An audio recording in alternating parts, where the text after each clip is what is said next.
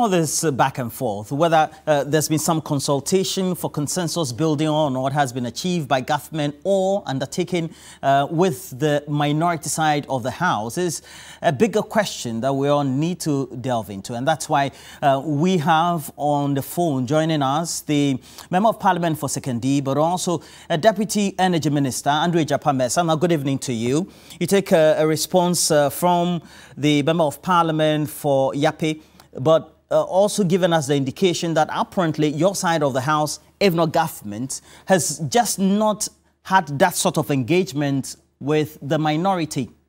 Why has that been happening? Well, good evening to your cherished viewers.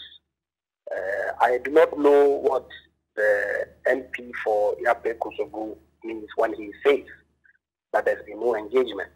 You recall that before Parliament went on break, there were attempts at trying to build consensus between the two blocs.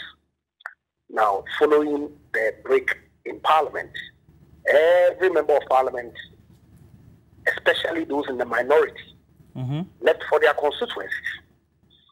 And so how anybody expects that in that period when people were on break from parliamentary session, some engagements were going to take place baffles me.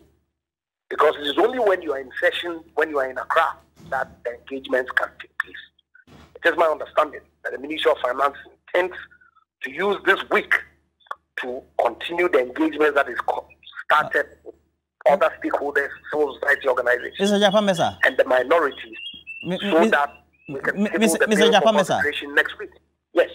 Are you saying that the most plausible ways by which government ideally could engage the minority side of the House while Parliament is on recess is when there's some level of presence? What sort of engagement is government trying to undertake then? Of course, the rationale that the government has put out for the introduction of this levy is well known.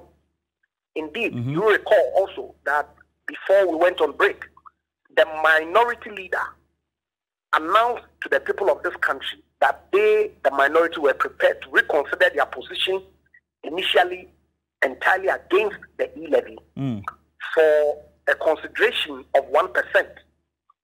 That very day, the rest of the minority came to, if you like, reject the position that had been announced by their minority leader.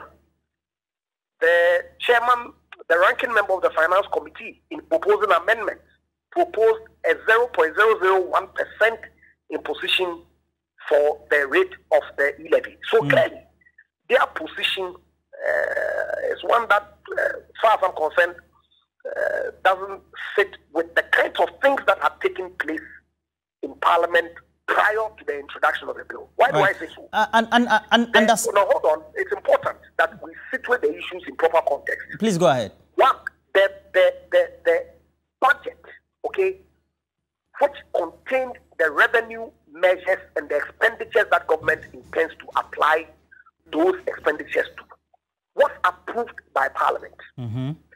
The estimate for the various MMDAs, which includes the revenue handles that government intends to introduce, was approved by Parliament. Parliament then proceeded to pass the appropriations bill that then allows the Minister of Finance to expend the amount of monies that were going to come into the consolidated from all the revenue measures that were proposed in and approved by Parliament in the budget.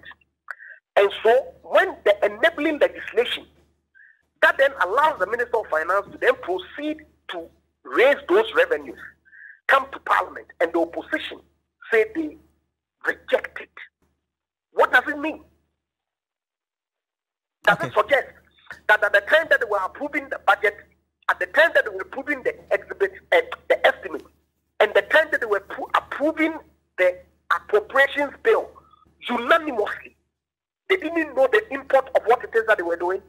Yeah, but you need the ally. So yes, but is that Mr. Mercer? Yes. Mr. Mercer, but you need the ally as well. And is that not why all connoisseurs, all observers of parliamentary practice in Ghana in the Fourth Republic have suggested that looking at the structure of the current parliament, you needed to do some level of consultation with the minority, get their cooperation on the sidelines, however you're going to do it, to make sure you get this passed.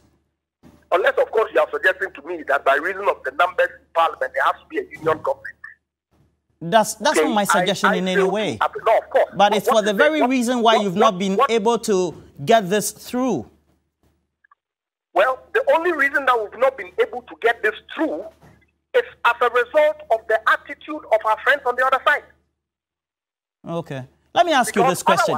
Now, let me ask you this question before you go, Mr. Mercer. No, we don't have much time. Let me ask you this question before you go. Looking at the position of the minority and your position as the majority, you think that you're going to have it easy to have this go through?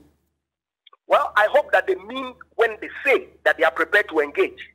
Because I listened to their town hall meeting, excerpts of it today. Some of them seem to be suggesting that they are prepared to engage with government. Others are suggesting that they will reject the E Levy. So really, there's an opposition that is speaking at cross purposes. So if they have an honest position, which is to engage with government, that is exactly what government has indicated it intends to do. The government is prepared to engage with them to ensure that pass the levy to raise the requisite revenue to fund the development needs of the people of Ghana. Well, then you do agree that engagement is very important. Is that not it? Absolutely. And okay, great. Precisely what we intend to do. Well, Andrew Mercer is the Member of Parliament for Sekondi. He's also a Deputy Minister for Energy, having this short interaction with us, trying to explain all that we need to know. Parliament is resuming tomorrow, and we're hoping that at least there will be some level of consensus building on the subject. And Portia, we do have more stories.